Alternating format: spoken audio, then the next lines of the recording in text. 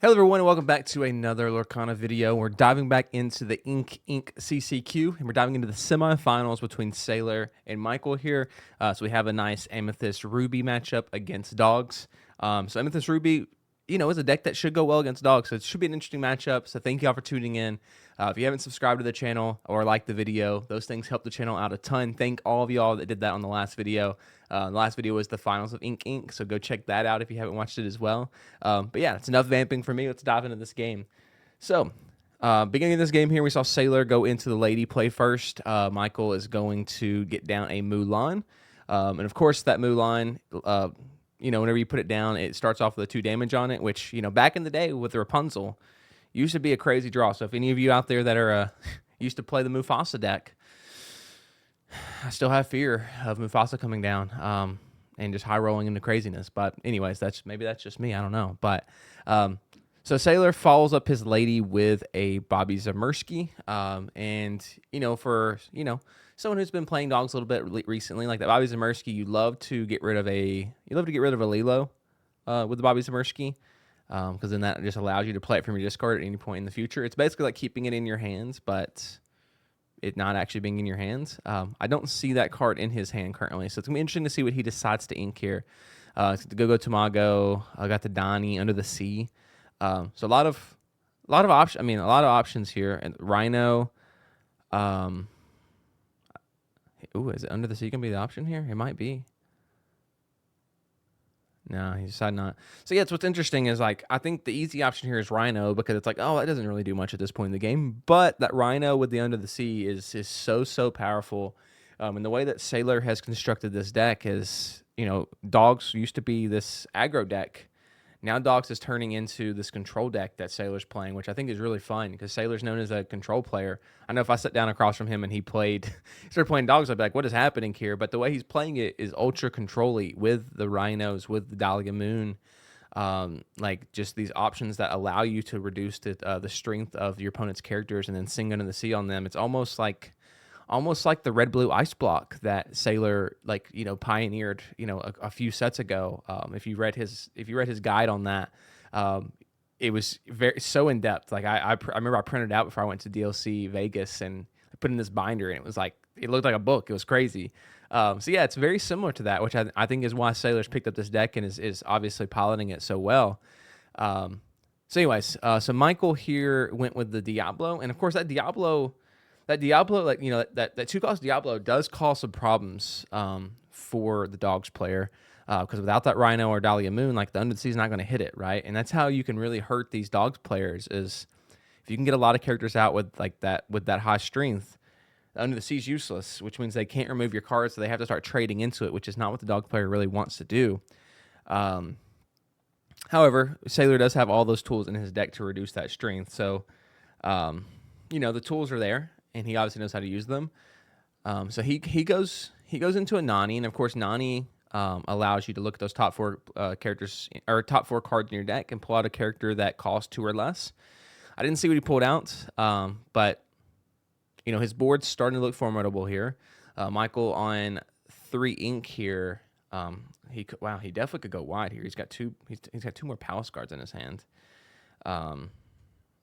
So interesting to see how he goes about this turn, and of course, this red purple deck here for Michael has that Horseman Strike or the Headless Horseman, excuse me. The Headless Horseman's very very cool against dogs specifically because you're able to snipe off that tramp with the Headless Horseman, and Headless Horseman still sits there, which is crazy with a 4 strength character that's hard for the Dogs player to deal with without trading a character out. So yeah, it's a very interesting matchup here. I'm excited to see this in the semifinals, especially again with a set that a lot of people just thought it was just gonna be Blurple over and over and over again at the finals of all semifinals and finals of all these events. And what we're seeing here from both players is hey, you can play something other than Blurple and get to the end of these tournaments, which is really fun. So especially the red purple deck. I don't know that anyone really thought red purple was going to be a formidable deck in this format at the beginning, but Michael's showing off that you can definitely take it with you and get some good results off of it, obviously depending on the meta that you're walking into, which that's every deck, right? But so He developed the guidebook this turn, which is interesting. So you're gonna get into some card draw, which it's a card game. Card draw's pretty good. And let's see what Sailor develops here. If he has the tramp, I can see the tramp coming down this turn, but I'm not sure he has it. Okay, he's gonna develop. Well, that is a tramp. So he's gonna develop the tramp, and he might give the strength that Bobby Zamersky and trade out that Diablo potentially.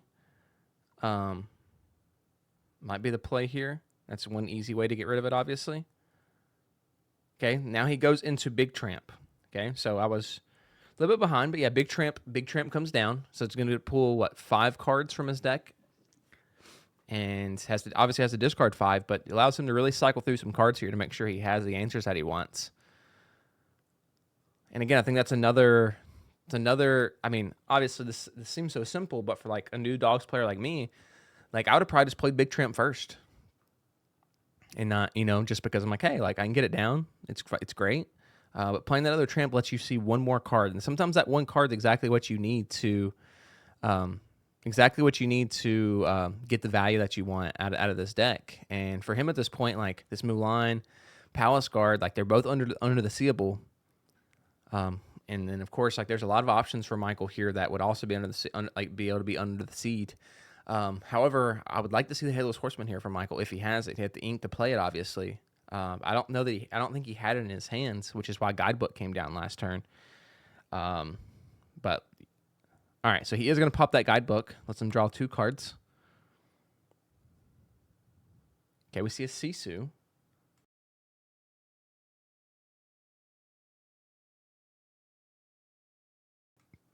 And it's what, like, the Genie, Genie, Elsa, like those cards, like those purple staples that have been in the meta for, a few sets now. Like the Under the Sea is just like, it's like it makes them less of a good card, which I think is really fun because they've been in the meta for so long.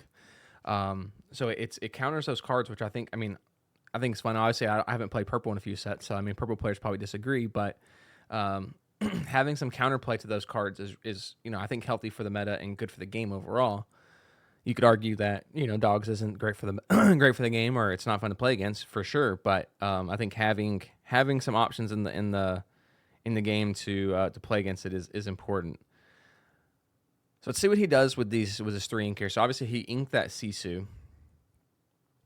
He's gonna play Palace Guard number 1. Or excuse me, no, I'm sorry. He played the Diablo. A Palace Guard was already down.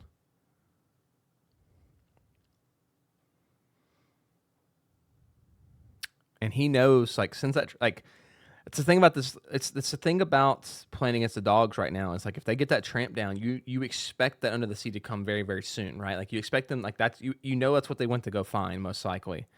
So it's very similar to like last set playing against a green blue player, and it's like they play down that 3 cost Prince Philip. You should know that the thing's coming, right? Like you should know that the combo is on its way, which makes you play a different way. So Sailor plays that Leela from the discard, gets down another tramp for 1, 2, 3, 4, 5, 6. Wow, for 1. That feels pretty good for him. And so he got to draw 6 cards and he'll have to discard 6, which I think will just leave him with 1 card in his hand. So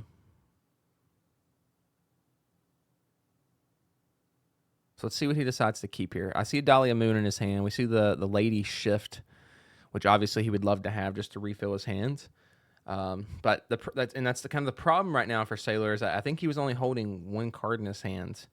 So after this turn, he's only going to get to have 1 card left. Which, he's going to have to get rid of some cards that he might want to keep.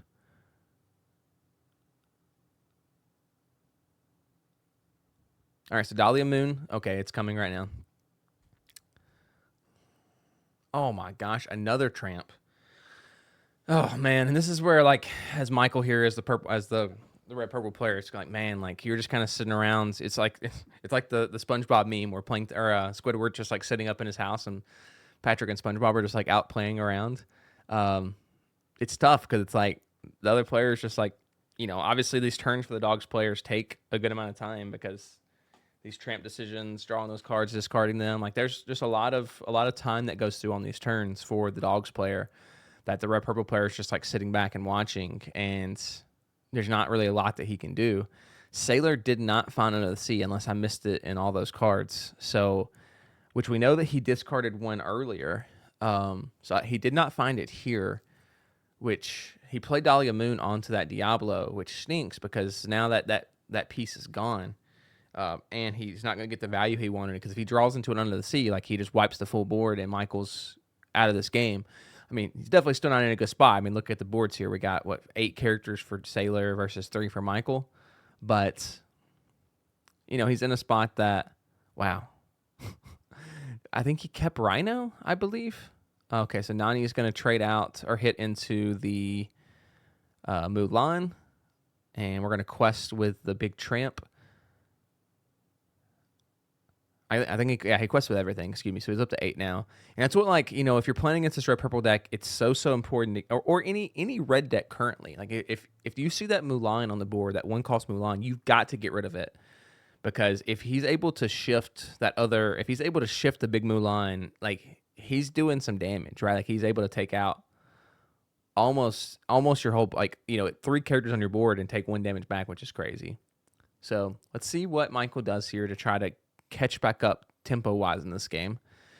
It's going to be tough. Those 3 big tramps are very, very tough to deal with, and the fact that he still hasn't seen the Headless Horseman is unfortunate, because if he had some Headless Horsemen, like, he's able to, just snipe off one of them, and then you have a 4/2 that can then hit something else next turn, and then you're just able to start battling back a little bit, versus, right now, he obviously can take out Nani with Palace Guard, hit the Diablo into a bunch of stuff over there for Sailor, and take out, one of a bunch of things. But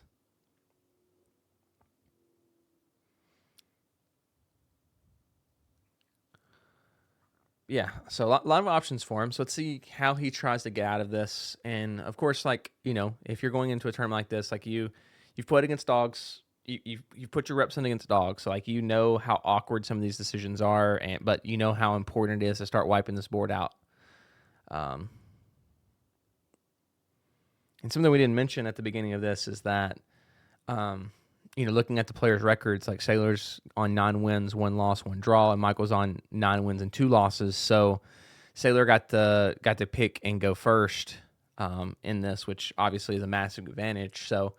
It's part of bracket play. It's usually open deck, so you know what your opponent's playing, you know what's in his deck, and you're able to play around different meta decisions that they chose. So we saw the Elsa come down and take out the Lilo. We saw the Palace Guard hit into the Nani as expected. Diablo just went ahead and quested instead of taking out one of the ladies or the tramp there.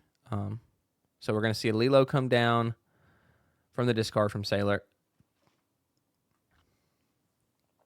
And the Rhino comes down. He's going to give Diablo -1 strength until next turn. And then we're just going to quest out here, right? So 6 on the tramp, 7, 8, 9. So he's going to go to 17.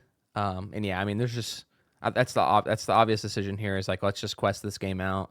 Let's make Michael deal with what I have, which I'm not sure that he can. And yeah, we're just going to go into game 2, it looks like here. Well, let's see if Michael can get out of this somehow. Yeah, he cannot. So we're going to go to game 2. So we'll let the players shuffle up their decks and get ready to go, and we'll bounce back in whenever they're ready for game number 2. All right, so the players have shuffled up and are ready to go. So Michael's going to get to go first this time. So he is going to get down his Palace Guard on turn 1. And Sailor's obviously on the draw here. And I didn't mention this at the beginning of the game while the players are kind of getting rolling here. If you want to watch the full Ink Inc CCQ, so from round 1 all the way to the finals, JDZ Quest has it on his Twitch channel. So go support JDZ. Appreciate him for streaming this. So if you want to watch the whole thing, if there's a specific matchup you want to go find, obviously if there's specific matchups that you want to see on this channel, let me know in the comments. I'd be happy to go find a specific matchup between 2 different ink pairs for you to watch. But if if you want to watch this whole tournament, go support JDZ. Even if you don't want to watch the whole tournament, go support JDZ Quest. He is, a stalwart in this community. Go support him, and you can also see all the other people who are involved in this tournament going on the bottom right hand corner of the screen. So like Lore Keeper Inn, Colors Law, there's JDZ Quest, right? So any of these logos of people, obviously they're all content creators in this space. Go support them. They do a lot of great work, and they're the people that you're going to find at all the DLCs and all these big events casting. So go check them out and go support them. We have a great Lorcana community, so go check them out for sure. Okay. So back into this game here. So this game is developed very similarly as last game. So we see Michael going into Palace Guard into the 2-cost Diablo, and then Sailor into the Lady into the Bobby Zamersky into Tramp, and we see Rhino get discarded from the Bobby Zamersky. Something we haven't seen from Sailor either game is Grandmother Willow to let him play the cards for cheaper. So that's tough, obviously. And I don't know about y'all, but I feel like every time I play against a red purple player, like they have that 2-cost Diablo in their hands, which like obviously that's a good thing. Like the mulligan process in Lorcana lets you find your cards a lot easier, but boy, it's tough. It's tough to deal with that. Okay, so Sailor is like, listen, maybe he's playing purple still. He's curving out here, right? Gonna go on turn 3. He's gonna go Nani. He's gonna pull out that Tramp, and pass it back over. So. He's not getting any like massive value spike here. Excuse me. He's not getting any like massive value spike here, right? Like he's playing the cards on curve. Obviously, like that 2-cost Tramp getting played for 1 is great because of because he has a lady on the board, but like no like massive power spikes here for Sailor. And let's see what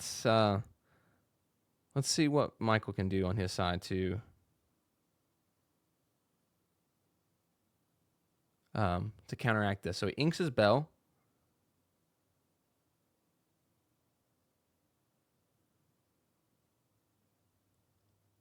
And he gets down in Iago. Okay, so Iago is obviously one of these characters that comes out on the board, and it's a formidable card, right? It's a 4/6 evasive.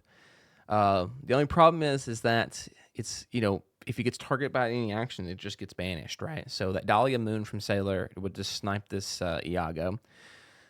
But yeah, I mean, which he does have it in his hand, as he just showed. So that is tough, unfortunately, that he has the answer. But he still has to spend it, right? Like he still has to have it. And he can obviously sing it with that Nani. But the problem is that Cheshire Cat's still on the board, and Cheshire Cat just gives so much value. Just so much value. So like if he exerts that Nani to sing Dahlia Moon on the Iago, like Cheshire Cat can hit into Nani and then move 2 damage off to take out Bobby Zamersky if he wanted to, right? So he exerts Tramp to sing Dahlia Moon onto Iago to take that out. So he gets to draw a card with Dahlia Moon there. Okay, so he's exerting 3, so I'm expecting Big Tramp to come down here. Oh, it's a Lady Shift. Okay. So we're going to see the Lady Shift. Oh, we might see... Yeah, we might see... Yeah, we're going to see Under the Sea this turn. Yeah, we are. We're going to see Rhino come down onto the Cheshire Cat, and then we're going to see Under the Sea. Wow, man, that is so tough. That is so tough for Michael to deal with. I mean, the good thing for Michael is, like, it's not a full board wipe, right? Like, that Diablo is still down, but, I mean, Sailor has developed a crazy board here of 5 characters, and has basically cleared the board for Michael here on 4 Ink. He's going to go to 5 here. He has an Elsa that he can put down, and like he can start chipping away at this board, right? Like Elsa can come down, take out Bobby Zamersky or Rhino. Diablo can take out.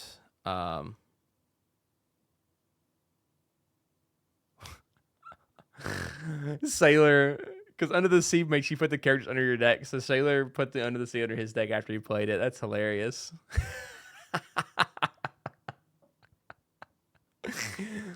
That's true. I didn't even catch him do that. That is truly incredible.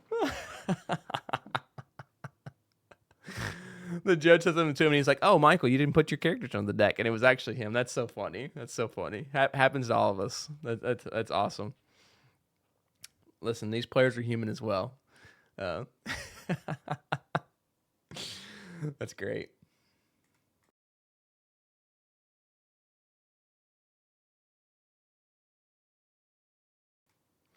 All right, so Elsa comes down, exerts the Rhino, and so now Michael's going to try to do some board cleanup here.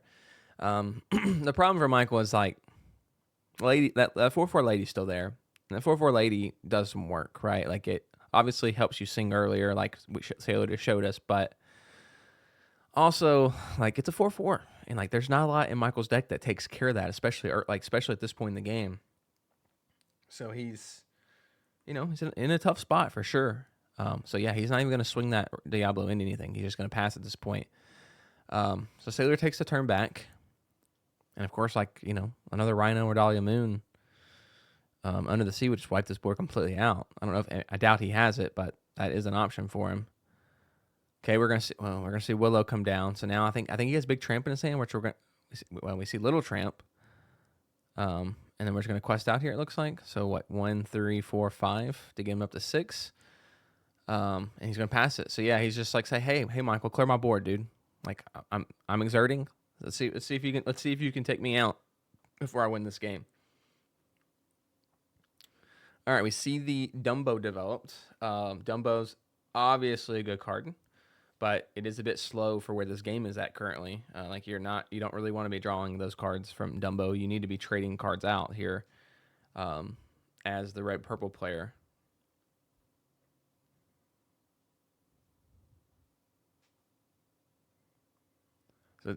So he is going to use Diablo to take out the Tramp this turn. And he's going to pass it back. So like he's doing as good of a job as he could possibly do to, just continue to take out, try to reduce the board for Sailor. But Sailor is just continuing to get good value. So he just hard plays the lady this time, pulls 2 cards out from his discard. And now we're going to see that Nani trade into the Diablo, and then we're going to see some more questing here, right? So what, for 2, 3, 4, 5 to get up to 11. And I don't think he's going to ink. Because, yeah, usually Dogs players don't, they're not going to go past 3 to 4 ink, right? Like, we really don't need to. Like, with the Willow, with the Tramp buy down, right? Like, don't really need that. But, of course, he is going to prove me wrong there and ink that Tramp and get Daisy Duck down. 2, 3, 4, 5, 6, 7, 8, 9. So, he has game on the board. So like that's gonna make Michael have to clean up some stuff here, which he was probably going to anyway. But that for Sailor just allows him to put more pressure on, because like obviously like his goal is in this game as quickly as possible, and like that last card in his hand could be Go Tamago, and if it is, then like he could end this game like this turn. Like this game could be over this turn, right? And so he's just making sure that he dials this game down to win as fast as he can, right? Because longer that you can prolong stuff is not great. We just saw what that card is, and it is Bobby Zamersky, so it's not Go Tamago, unfortunately for him. But, maybe that could help him draw into it.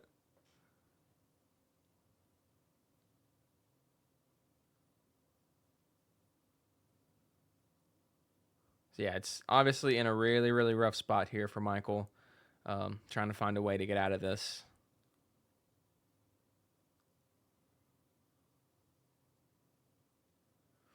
All right, so we see a genie come down. It's a draw. Yeah, and it's tough because he hasn't seen Headless Horseman a single time in the series, unfortunately, which is a really nice tool for him to, battle back in these games. Okay, we see the Lumiere. But yeah, those. Okay, Diablo comes down, and now we're going to see some stuff get hit. So we're going to see Dumbo take out Tramp. We'll see Elsa take out the Grandmother Willow. And we pass it back over. So now Sailor's sitting with what, 6, 7? Yeah, 6, 7 on the, or, 7 lore on the board to get to 18. Yeah, and it's just unfortunate those ladies, just like those 4/4 ladies, are just like how do you deal with that as Michael? So yeah, he's just gonna quest out again for 7. Well, just kidding. Okay, now yes, for sure. Okay, so questing out for 7. Was going to go to 18. And we should see a Daisy Duck trigger here, unless they forget. Okay, he did not forget. Daisy Duck trigger. Oh, man, the Mulan would be... if he had the Mulan shift, that would be absolutely nuts. Absolutely nuts.